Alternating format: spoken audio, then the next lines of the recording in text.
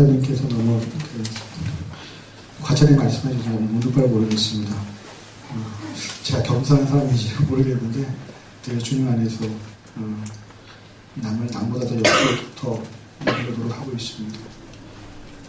오늘 본 말씀 중에서 가장 중요한 게 뭐냐면 사도 바울이 고린도 후서를 쓰면서 하나님에 대한 그 신앙적 고백을 드리고 있는 부분이 3절에 나오고 있습니다. 특별히 찬송하리로다 그는 우리 주 예수 그리스도의 하나님이시요 자비의 아버지이시요 모든 위로의 하나님이시며라고 사도 바울의 이런 신앙적 고백들이 우리 모든 한길교회 성도님들의 신앙적 고백이 되기를 간절히 기도드립니다. 아멘. 특별히 우리 개신교 또 우리 기독교인들이 주로 많이 사용하는 단어 중에 하나가 바로 위로라고 하는 단어입니다.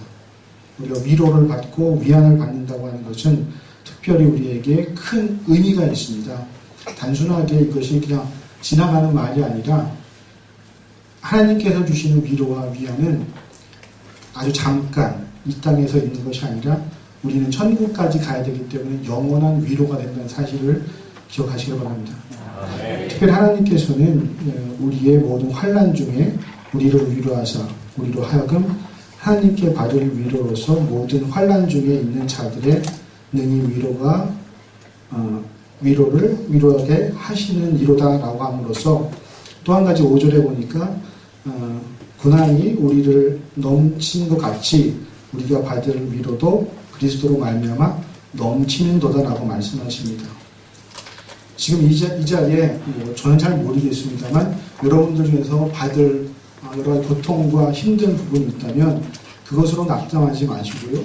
하나님께서 그걸 그 뒤에 기다릴 위로가 크다는 것을 믿으시고 나가시길 바랍니다. 아멘. 우리가 지금 이 40일 성회를 하고 있습니다. 이 과정을 통해서 하나님께서 분명히 우리에게 크나큰 위로를 주실 거라고 저는 믿습니다. 아멘. 특별히 약간 좀 어려운 말이긴 한데요. 이 성경에 나와 있는 이 위로라고 하는 단어가 영어로는 comfort라고 합니다. 미국 사람들이 많이 쓰는 말 중에 하나죠, comfort. 그런데 이 comfort에는 두 가지 의미를 같이 쓰고 있습니다.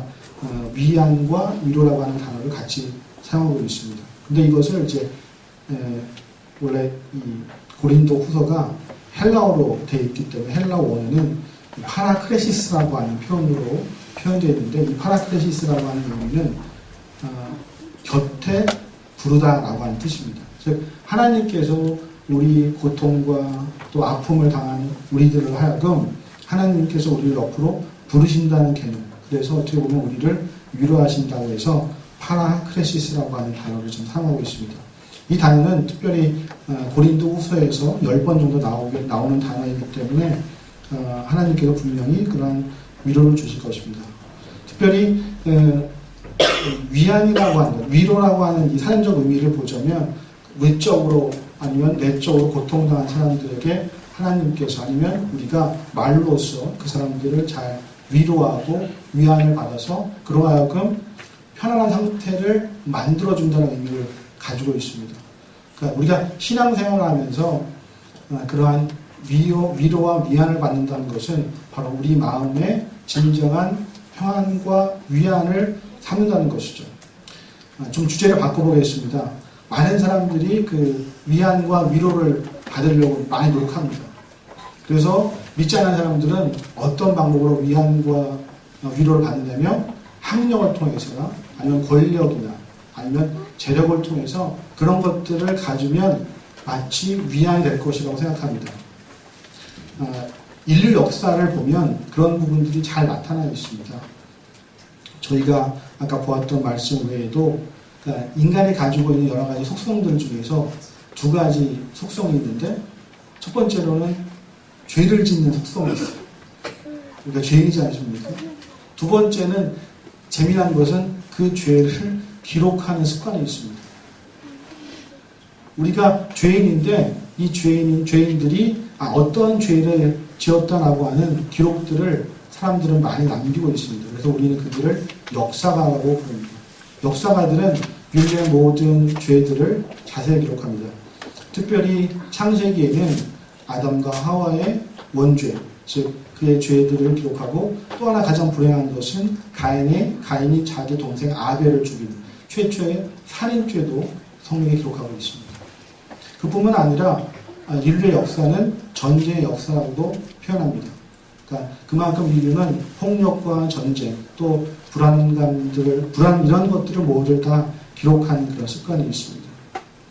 그런데 중요한 것은 아마 이런 환경들이 오늘날 우리에게도 영향을 미치고 있는 것 같습니다. 특별히 21세기 들어서 아까도 목사님께서 이제 지적했듯이 인간의 자유의지를 통해서 인간이 그런 위로와 위안을 과학적 문명이나 아니면 의료 기술의 발달을 통해서 얻으려 합니다. 최근에 많은 사람들이 냉동 인간을 해서 자기가 영원한 생명을 취할 수 있는 것처럼 이렇게 광고도 하고 실제 그런 사람들이 많이 죽어서 자신의 장기나 아니면 심지어 이렇게 뇌 부분을 따로 보관해서 나중에 의료 기술이 발달하면 다시 그것을 재생해서 살고 하자고 하는 그런 노력들을 많이 하고 있습니다. 그들은 뭐냐면 그러한 방법으로 참다운 위안과 위로를 받으려고 하는 것입니다. 그런데 과연 그러한 방법으로 위안을 받을 수 있을지는 한번 우리가 잘 생각해 봐야 합니다.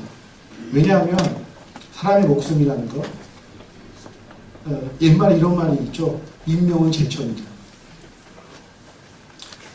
하나님의 섭리 가운데 우리 살아가는 걸 통해서 우리는 위안을 받아야지 어떠한 그 외의 것들을 통해서 위안을 받는다고 한다면 그건 결코 성경적인 위안이 아닐 것입니다.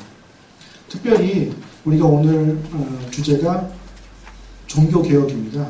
종교개혁이 이제 올해로 500주년이 되는 해인데 불행히도 모든 인류 역사에서 교회 외에 여러분들 역사를 보시면 알겠지만 교회 외에 2000년 동안 조직들이 연속적으로 이어진 적이 없습니다. 여러분들 2000년에 나라가 있습니까? 아니면 2000년 된 왕국이 있습니까? 한번 대보십시오. 아신다면 아마 없을 거예요.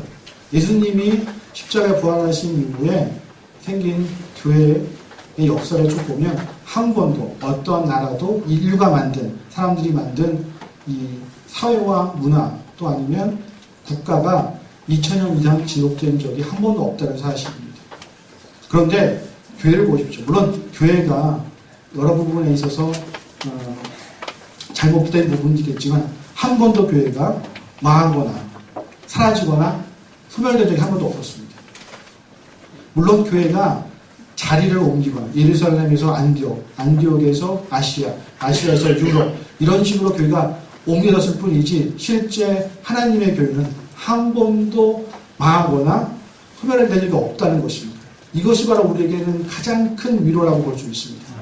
왜냐하면 이 땅에서 우리가 참으로 위로를 받아야 할 대상이 누구냐? 우리지 않습니까? 그런데 우리가 어디에 있습니까? 바로 교회에 있다는 것이 사실입니다. 루터는 바로 이 점에 있어서 교회의 본질이 무엇인가를 굉장히 열심히 연구했던 사람입니다. 물론 중세교회가 암흑시대를 거치면서 암흑시대가 끝납니다. 왜냐하면 철저하게 하나님의 말씀을 숨겼기 때문입니다. 아까도 목사님이 말씀하셨어요. 솔라 스크립투라, 그다음 솔라 피데, 그다음 뭐예요? 솔라 글로리아, 그러니까 하나님께 영광. 죄송합니다. 그런 5가지의 솔라를 통해서 그가 종교개혁의 힘을 받은 것처럼 진정으로 하나님을 원하시고 기뻐하신 것이 무엇인가를 루터는 굉장히 많이 고민했던 사람입니다. 예를 들자면 루터가 신부였습니다. 그는 누구보다 경건한 사람이었습니다. 어떻게 보면 그는 철저하게 바리새인적인 그러나 그 마음 가운데 자기가 모든 그 카톨릭 특히 프란시스코라고 하는 그 모임의 신부였는데 거기서 요구하는 것이 굉장히 많았습니다. 무엇을 하지 말아야 무엇을 하지 그런 모든 걸 철저하게 지켰던 루터임에도 불구하고 그 마음 가운데 과연 나는 구원을 받을 수 있는 것인가 라고 하는 마음이 늘 가지고 있었습니다. 왜냐하면 루터에게서는 도대체 이 나의 의지와 나의 노력으로 과연 구원이 이루어진가에 대한 그 부분에 있어서 늘 고심했던 것입니다. 루터만큼 철저하게 그러한 외적인 행위로서 구원받을 만한 흠잡을 데가 없는 사람이었습니다. 그럼에도 불구하고 그는 그 마음 가운데 늘 하나님은 심판의 하나님이요 또 죄 지는 자에게 불의 심판을 내서 지옥으로 보낼 그런 아주 무서운 하나님, 정말 무시무시한 하나님으로 인식했다는 것입니다. 그런데 그가 이제 신학 박사학위를 받고 나서 성경 전체를 바로 봤을 때 그가 깨달은 것은 그것이 아니다. 하나님께서 분명히 사랑하시는 하나님이다. 그리고 오늘 우리가 읽었던 그 고린도후서 1장 3절에 있는 말씀처럼 하나님이 위로의 하나님이라고 하는 것을 그때 깨달았던 것입니다. 사랑하는 성도 여러분, 루터의 이런 마음 우리는 다 알고 있습니다. 그런데 문제는 그 당시 루터가 살던 시대의 사람들은 이런 말씀을 하나도 볼 수가 없었습니다. 왜냐하면 일반 평민들이, 일반 사람들이 성경을 가지거나 성경을 보면 바로 종교재판에 넘겨져서 죽었던 거예요. 철저하게 성경 말씀을 소수의 사람들, 특별히 귀족이나 아니면 고위 성직자들이 꼼꼼 성경을 자기만 보고 그걸 통해서 어때요? 교회를 관리하면서 철저하게 자기중심적으로 해석했던 점입니다. 그렇기 때문에 중세교회가 완전히 타락했던 가장 근본적인 원인은 바로 하나님의 이 말씀의 빛이 모든 사람들에게 골고루 비치지 않았다는 겁니다. 루터는 이런 점에서 위대한 종교개혁자로 우리가 이게 기념을 하는 이유는 바로 하나님께서 말씀을 통해서 우리에게 구원을 베푸시고 그 구원을 통해서 우리가 하나님의 영광됨과 또 그분의 위로하심을 깨닫는 놀라운 축복을 우리에게 열어줬던 것입니다. 사랑하는 성도 여러분, 오늘 제가 이 말씀을 드릴 때 특별하게 말씀드리고 싶은 게 있습니다. 이 위로라고 하는 단어, 아까 제가 말씀드렸죠. 헬라어의 파라크레시스. 그런데 이 단어랑 굉장히 유사한 단어가 어디에 있냐면 우리 함께 찾아보길 원합니다. 요한복음 14장입니다.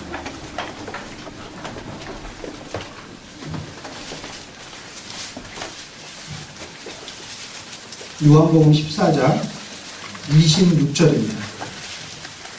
우리가 너무 잘 알고 있는 말씀입니다. 요한복음 14장 26절 저희가 한 목소리 함께 읽도록 하겠습니다. 자, 찾으셨으면 함께 읽겠습니다. 보혜사 곧 아버지께서 내 이름으로 보내실 성령 그가 너희에게 모든 것을 가르치고 내가 너희에게 말한 모든 것을 생각나게 하리라. 한글 성경은 26절 보혜사라고 번역되어 있는 이 보혜사가 원래는 파라크레토스라고 하는 단어입니다. 이 파라크레토스는 아까 제가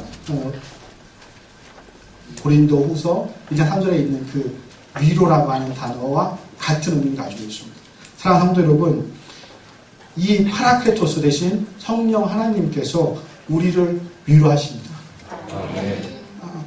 제가 이렇게 말씀을 좀 증거하는 것 자체가 어떻게 보면 하나님의 큰 위로라고 볼 수 있습니다. 특별히 제가 너무나 부족한데 이렇게 하나님 앞에 나와서 말씀을 전하고 또 이런 성령 하나님께서 우리로 하여금 진정한 위로를 주신다는 것을 깨닫게 됩니다. 왜냐하면 이것은 아까도 목사님께서 요한복음에 나온 것처럼 이것은 인간의 의지로 된 것이 아니라 하나님의 은혜로 됐다는 사실입니다. 우리 한길교회가 늘 하나님의 그 파라크레시스와 파라크토스로 늘 하나님의 위로와 또 위안이 넘치는 그런 교회가 되기를 간절히 기도드립니다. 특별히 저희 이제 40일이라고 하는 이 단어 중에서 이 성회라고 하는 단어가 제 마음에 사실 다 꽂혔습니다. 물론 성회 말고도 또 여러 가지 표현들이 있음에도 불구하고 목사님께서 왜 성회를 쓰셨을까라고 하는 의문을 갖긴 했는데요. 근데 이제 성회라고 하는 것은 그 거룩한 모임이거든요. 바로 교회의 본질을 얘기하고 있습니다. 루터가 종교개혁을 할 때 이 거룩한 성도의 모임이라고 교회를 정의하면서 예수 그리스도의 십자가의 보혈과 또 그의 부활하심과 또 그를 믿음으로 말미암아 의롭게 된다는 사실을 깨닫고 하나님의 백성으로서 또 하나님 교회의 성도로서의 본질을 바로 이 성회라고 하는 의미로서 잘 표현하고 있습니다. 특별히 우리가 사도신경에 보면 거룩한 성회가 또 뭡니까? 그 다음에 등장한 단어가 성도의 교제라고 하는 단어가 나옵니다.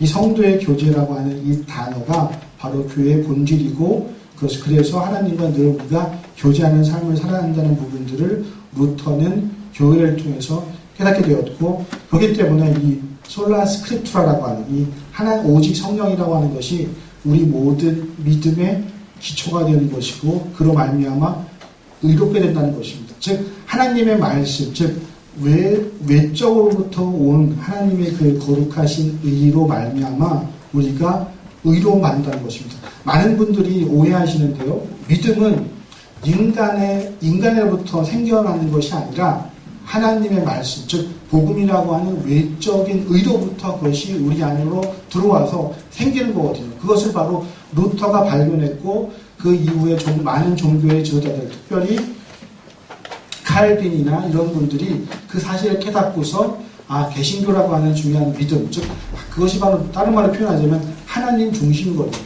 하나님의 절대적 주권과 하나님의 절대적 그 기초 가운데 우리가 여기까지 온 것이고, 우리의 믿음이 바로 그런 것들을 표현하고 있다는 사실입니다. 특별히 한길교회가 40일이라고, 저는 40일이라고 하는 이 40의 의미가 있는 것이 아니라 연속이라고 하는 단어에 저는 분명히 우리가 관심을 가져야 된다고 생각합니다.